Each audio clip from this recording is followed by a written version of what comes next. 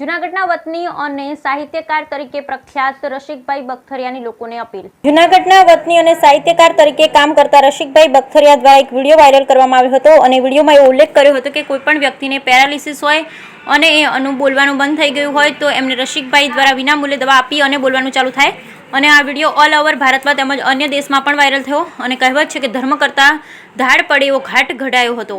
એને હિસાબે રસિકભાઈની માનસિક પરિસ્થિતિ ખૂબ જ ખરાબ થઈ ગઈ હતી। એના અનુસંધાને એ વ્યક્તિ દ્વારા આજે દવા છે એ માત્ર ચોમાસા પછી જ મળે એની પ્રોસેસ શરદ પૂનમના દિવસે કરવામાં આવે છે। જેમની પાસે સ્ટોક ના હોય તો એણે અપીલ કરી હવે એમને ફોન નહીં કરવા તમામ મિત્રોને વિનંતી કરી અને દવા જ્યારે બનશે ત્યારે કોઈપણ સંસ્થાના માધ્યમથી એમને વિતરણ કરવામાં આવશે એવું પણ કહેવામાં આવ્યું। Bureau report Bhimjibhai Bhajkotar Gir Somnath.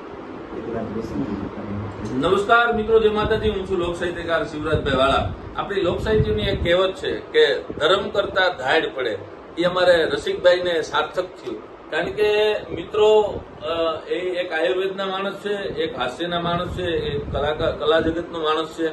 એટલે પોતે આયુર્વેદની અંદર જે કાંઈ જાણતા હતા ને એમાં પોતાને જે કાંઈ સંશોધન અને જે કાંઈ કુદરત કૃપાથી એમની એક એવી જડીબુટીની પ્રાપ્તિ થઈ કે જે પેરાલિસિસ આવેલા માણસો હોય એને એની જીભ જે અચકાતી હોય તો એની સાવ ન હોય અને એમને પણ થોડું ઘણું કદાચ ક્યાંક બોલાતું હોય તો એમને આ જડીબુટીના કારણે અ આ ઈ એમની શરૂઆત થાય અને એવા એમને 7-8 રિઝલ્ટ પણ મળ્યા, એવા 8-10 રિઝલ્ટ મળ્યા। એટલે એમને એમ થયું કે મારાથી થઈ શકે તો થોડી ઘણી હું લોકોની સેવા કરું।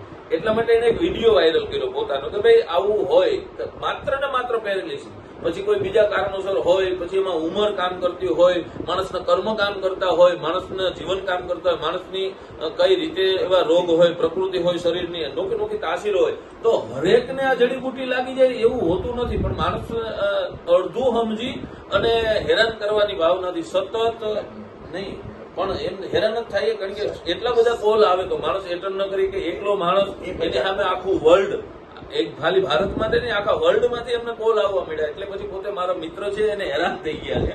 તો એમાં આપણે બધાને, કારણ કે એ જડીબુટીના નિયમ હોય છે, જ્યારે શરદ પૂર્ણિમા હોય ત્યારે એની પ્રોસેસ હોય છે, શરદ પૂર્ણિમા એ જ જડીબુટી બને છે, એમાં 7-8 પ્રકારની ઔષધિના મિશ્રણો કરવામાં આવે છે, એને ઘણી પ્રોસેસથી આ બનાવવામાં આવે।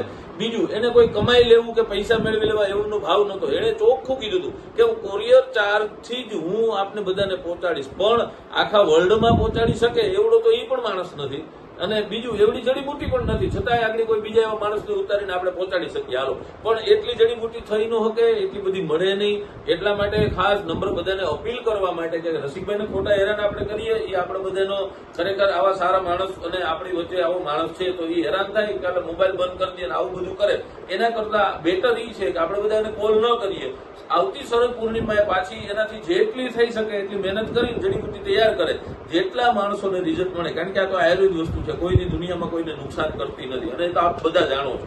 એટલા માટે કારણ કે પોતે માનસિક થઈ જાય, એક તો એટલા કોલ આવે, ઘણા તો એવા ફોન આવે કે આપણે રૂબરૂ આવી જઈએ। કારણ કે આ કોઈ રૂબરૂ કોઈ ઓપરેશન નથી કે આ કોઈ ટ્રીટમેન્ટ નથી, આ ઘરે લે અને ડોક્ટર નથી પોતે। એટલા માટે ખાસ તમને બધાને અપીલ કરવા માટે આ મારો વિડીયો વાયરલ કરું છું, મારો વિડીયો બનાવું છું કે આપણા બધાની ફરજ છે અને તમે બધાએ શેર કરી, જેમ આ વિડીયો શેર કર્યો એમ આ વિડીયો શેર કરી અને માણસ સુધી પહોંચી જાય। એટલે રસિકભાઈ જેવો વ્યક્તિ છે એ માનસિક તકલીફમાં ન આવે અને સમાજને જે ઉપયોગી થાય છે તો વધારે આવા સંશોધન કરી અને હજી આપને કંઈક સારી વસ્તુ આપશે, પણ બધાને મળી જાય એવું હોતું નથી। કારણ કે એ માણસ કેટલે પહોંચે, એક વ્યક્તિ છે એ કેટલી જગ્યાએ પહોંચે। એટલે ખાસ તમને બધાને અપીલ કરવા માટે હું લોક સાહિત્યકાર તરીકે શિવરાજભાઈ વાળા આપને બધાને ખૂબ અપીલ કરું છું, હાથ જોડીને વિનંતી કરું કે મારો મિત્ર રૂબરૂ ન આવવું અને એટલા બધા એમને કોલ ન કરવા, એટલા માટે ખાસ આપને અપીલ કરી છે।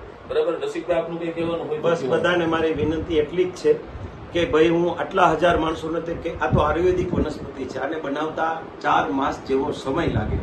હા, મારા જે વિડીયોમાં 4-5 દિવસ બોલાયા છે એ શરદ ચોકથી બોલાયા છે, ખરેખર 4-5 માસ જેવો સમય, પણ ઉંમર, ઋતુ અને તાસીર એ તો હકીકત જ હોય છે। સાવ કોમામાં હોય, સાવ એ જ હોય, બાળપણથી હોય, એના માટે તો હું કાંઈ ન કરી શકું ને।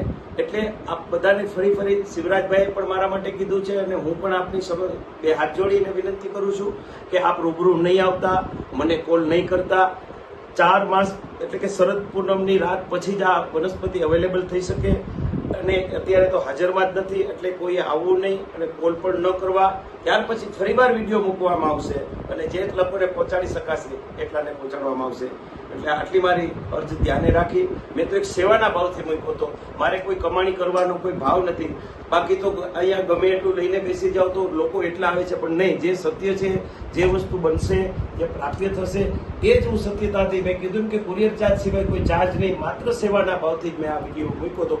પણ ખૂબ પ્રમાણમાં વાયરલ થઈ ગયો છે, એટલે બધાને આ સ્પષ્ટતા વિડીયો મૂકું છું. મારા મિત્ર લોક સાહિત્યકાર શિવરાજભાઈ વાળા છે, એમની પણ મેં મદદ લીધી અને એમને પણ કીધું, અને મને બધા ઓળખે છે શિવરાજભાઈ. જો માણસને કમાણી જ કરવી હોય તો માણસ કોઈ પણ પ્રકારે બીજી જડીબુટી આ તે મિશ્રણ કરીને આમાં કઈ પ્રૂફની જરૂર હોય છે, પણ એવો આ માણસ નથી. જે સત્યના રાહે હાલવા વાળો માણસ છે. એટલા માટે તમારી બધાની સામે આવીને અપીલ કરું છું, તમારા બધાનું મારો બધાની ફરજ બને કે જે સત્યની રાહે હાલે એને આપણે મદદ કરવી જોઈએ. એને 7, 8, 10 જણાને રિઝલ્ટ મળ્યું છે, એ બહુ મોટી વાત છે. અને હજી આ માણસ આપણી પાસે હશે આમનો તો હજી, કારણ કે આપણે બધા હેરાન કરશું તો આ માણસ આ ક્ષેત્રમાંથી નીકળી જાય. એટલા માટે જો અહીંયા હશે તો હજી જેટલા દુઃખી માણસોને આ દવા મળશે અને જેને રિઝલ્ટ મળશે તો ઈશ્વર તરફથી આપણે બધાને આશીર્વાદ મળશે. એટલે પ્રેમથી બધા આ વિડીયોનું ધ્યાનથી આગળ વધારજો. શિવરાજભાઈ વાળાના બધાને જય માતાજી, જય રવરાય.